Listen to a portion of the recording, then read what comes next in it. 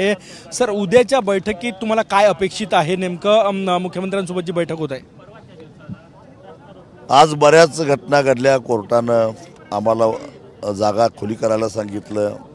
त्याच्यानंतर सरकारनं सुद्धा थोडंसं जे काही डावपेच करायची ते केले, परंतु आम्ही दबावाला बळी पडत नाही आणि सरकारलाही भीक घालत नाही असं लक्षात आल्यानंतर मग पुन्हा सरकार तडजोडीच्या मुद्द्यावर आला आणि 2 मंत्री या ठिकाणी आले. त्यांनी परत मुख्यमंत्र्यांच्याबरोबर दूरध्वनीवरून संपर्क साधला आणि आम्ही एकच म्हटलं, नुसती वाढली आणि कोरडी चर्चा करण्यामध्ये आम्हाला रस नाही. उद्याच्या चर्चेमध्ये आमच्या ज्या वेगवेगळ्या मागण्या आहेत त्यातली सगळ्यात महत्त्वाची मागणी कुठली तर 7-12 कोरा ही मागणी आहे आणि या मागणी संदर्भामध्ये उद्या निर्णय होणार का?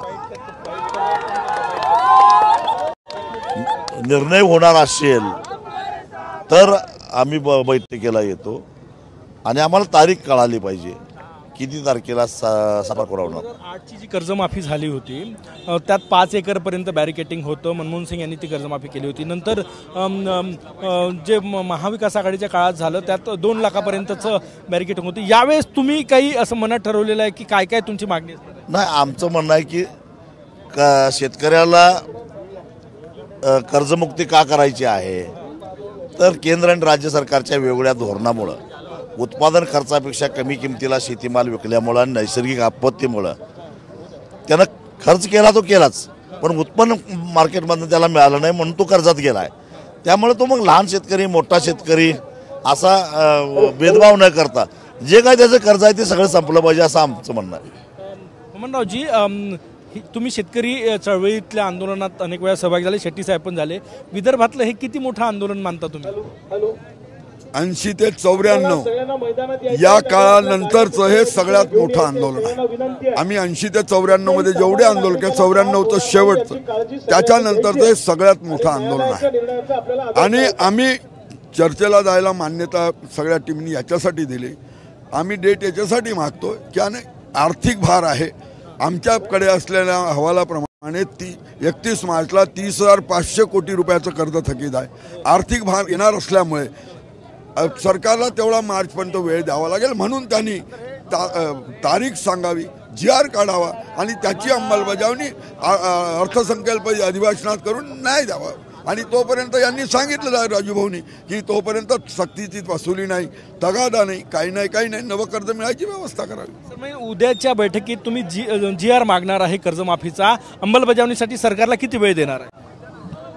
बघा, आमचं म्हणणं आहे सरकार आणि बँका बघून घ्यावं ते अंमलबजावणी. आमचं म्हणणं आहे की एकदा या तुमच्या कर्जमुक्तीला पात्र असणाऱ्या शेतकऱ्यांची यादी निश्चित करा, त्याची रक्कम आमचं तर म्हणणं आहे सगळंच कर्ज माफ झालं पाहिजे. पात्र असणाऱ्यांमध्ये काय निकष लावले तुम्ही? कमिटी सरकारनं ठरवायचे. आमचं तर म्हणणं आहे सरसकट सगळेच थकबाकीदार यांचं कर्ज संपलं पाहिजे. आता सरकारची भूमिका काय बघितली पाहिजे, पण जे काही निर्णय घ्यायचा आहे तो घेतल्यानंतर त्या शेतकऱ्याला त्या बँकेनं कसलाही तगादा लावता कामा नये आणि उलट नवीन कर्ज त्याला द्यायला पाहिजे. उद्या मुंबईत सकारात्मक चर्चा झाल्यानंतर तुम्ही इथे येऊन घोषणा करणार आंदोलन मागे घेण्याची? नाही, मुंबईत सकारात्मक चर्चा झाल्यानंतर इथे येऊन ती घोषणा केली जाईल सगळ्यांसमोर. आणि त्यानंतर आम्ही जे प्रस्तावित आंदोलन रेल्वे रोकोचं जाहीर केलं, जर सरकारने नाही केलं तर जर झालं ते सरकारने सकारात्मक पाऊल उचललं,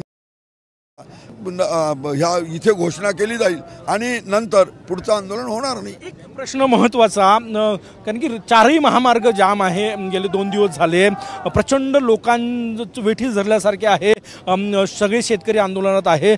सर, ते रस्ते मोकळे होईल तुम्ही सांगितले कार्यकर्त्यांना, शेतकऱ्यांना? होतील रस्ते मोकळे होतील. रस्ते मोकळे होतील. आजच रात्री सगळे रस्ते मोकळे होतील. चळवळ ही शिस्तबद्ध चळवळ आहे. एकदा निर्णय झाला म्हणजे झाला. नक्कीच हा मोठा दिलासा सर्वसामान्यांना, कारण की 10-20 किलोमीटरपर्यंत वाहनांच्या रांगा लागल्या होत्या. आता वाहनं येण्यासाठी रस्ते मोकळे केले जाईल असं सांगण्यात येत आहे. कॅमेरामॅन अनिकेतसह गजानन उमाटे, TV9 मराठी, नागपूर.